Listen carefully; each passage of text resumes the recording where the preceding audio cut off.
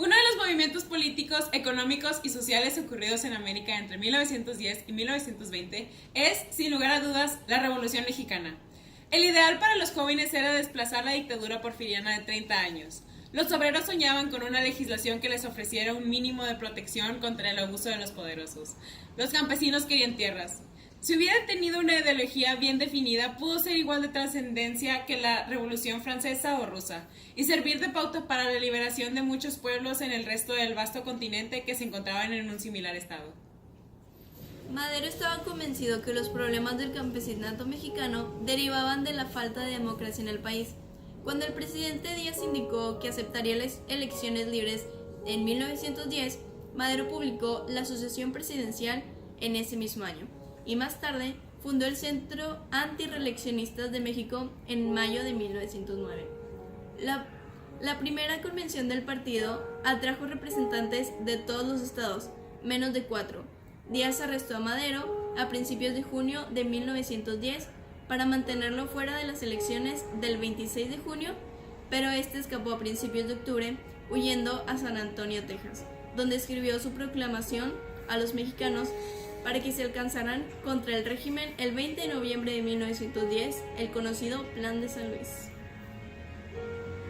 A pesar de que Porfirio Díaz tenía 80 años en 1910, decidió postularse de nuevo por la presidencia, confiado que su maquinaria haría a su víctima algo inevitable, pero esta vez tenía una oposición. Este corrido, canción popular dibujado por el famoso litógrafo José Guadalupe Posada, se refiere a la competencia entre Ramón Corral, nombrado vicepresidente en 1904 por la avanzada edad de Díaz, y el general Bernardo Reyes, favorito del ejército. El político lo conduce hacia ese cargo de la organización del movimiento revolucionario en el sur de México, siendo nombrado jefe supremo del movimiento meridional, después jefe maderista de Morelos. Después de la suma del poder de Madero, Emiliano Zapata se levanta contra este último en razón de su poca diligencia en aplicar la reforma agraria. De la rebelión, Zapata debe refugiarse en la montaña durante la represión. Reaparece en 1909 siendo proclamado presidente de la Junta de Defensa de Tierras de Ayala, comenzando de esta manera su actividad de revolucionario. En marzo de 1911 se une al movimiento guerrilla de Madero, reforzando el Plan de San Luis contra el dictador Porfirio Díaz. El Plan de Ayala prevé la restitución de las tierras a la población indígena y una reforma agraria.